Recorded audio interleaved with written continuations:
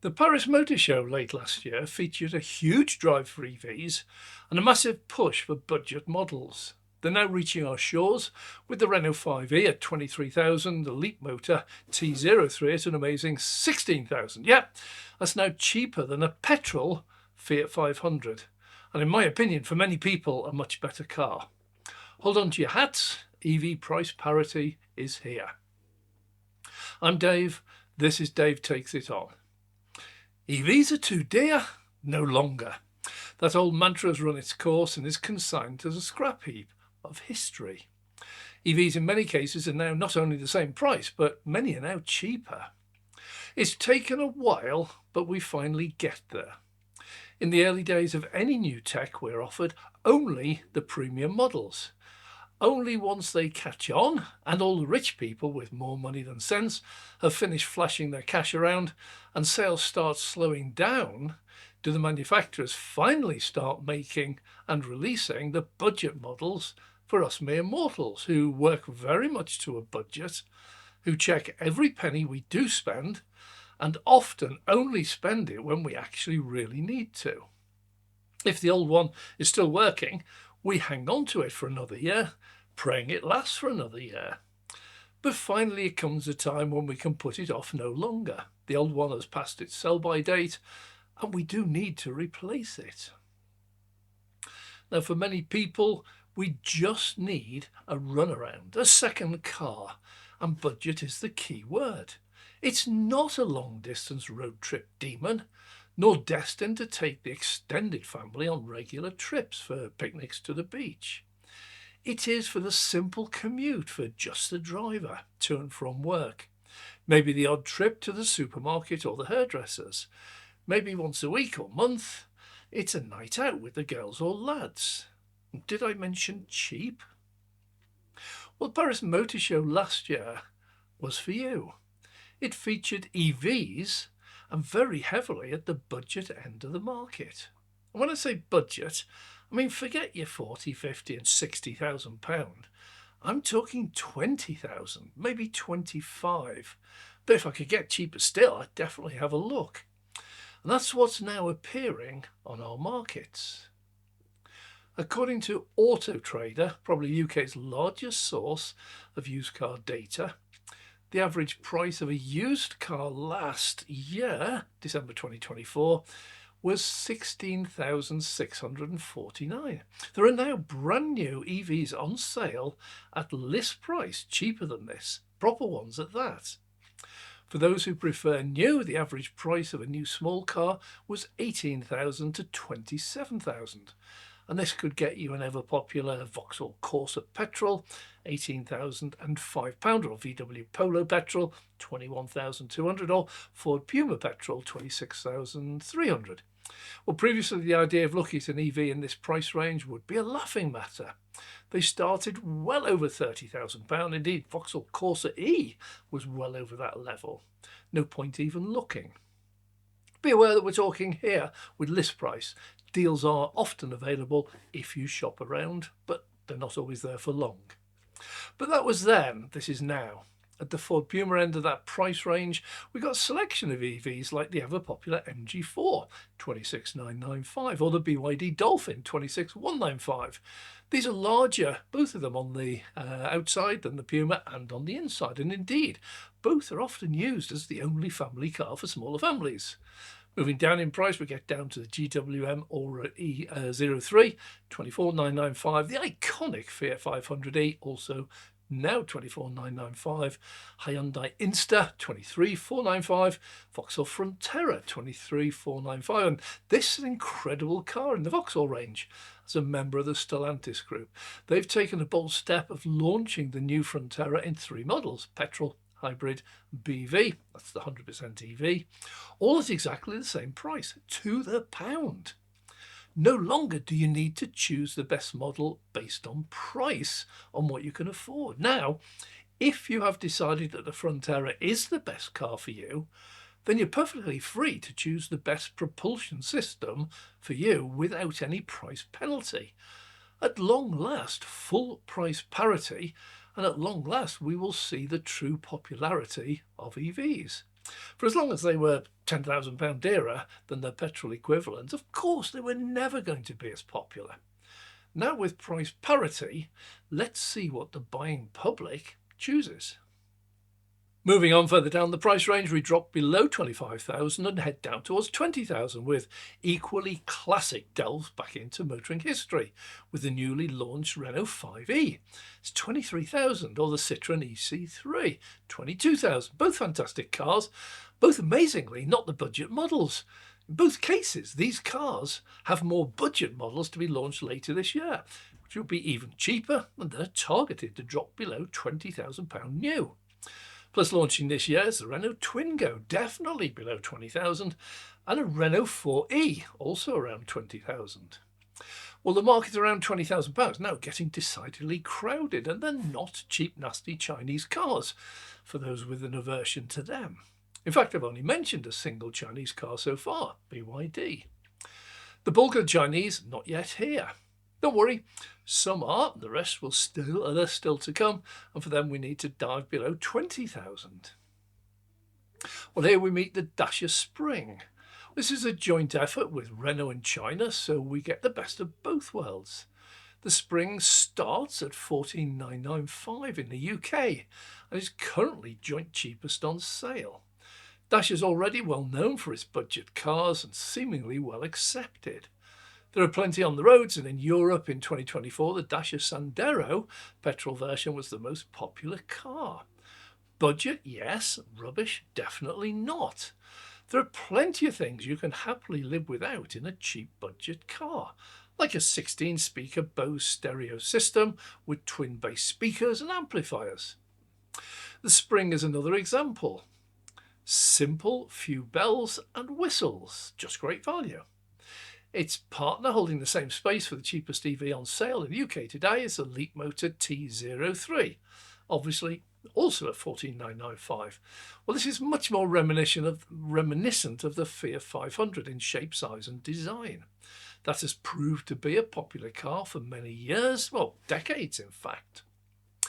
Leapmotor is probably new to you. It is Chinese, but not as much as you might fear.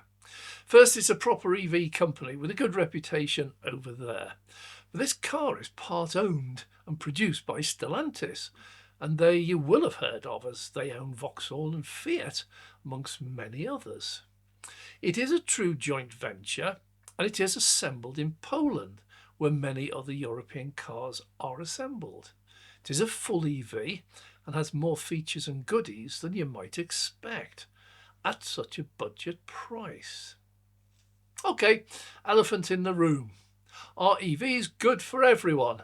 No, definitely not. But they are absolutely ideal for far more than most of you will believe, having heard all the scare stories doing the round. So let's strip back the hype and the lies and see who might be ideal for an EV and which one might be best for you.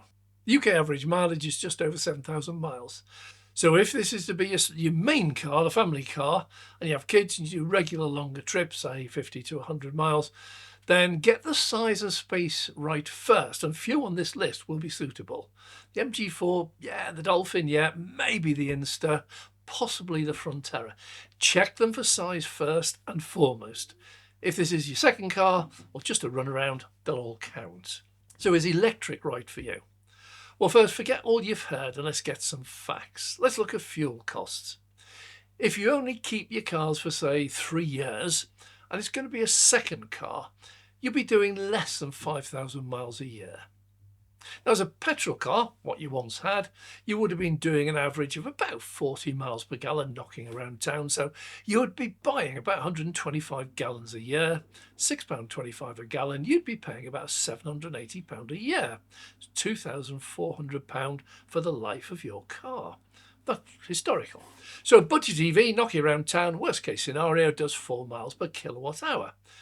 Let's say you can't charge at home and you have to use the most popular charger in the UK. It's Grid Service, one of the dearest, 79 pence per kilowatt hour.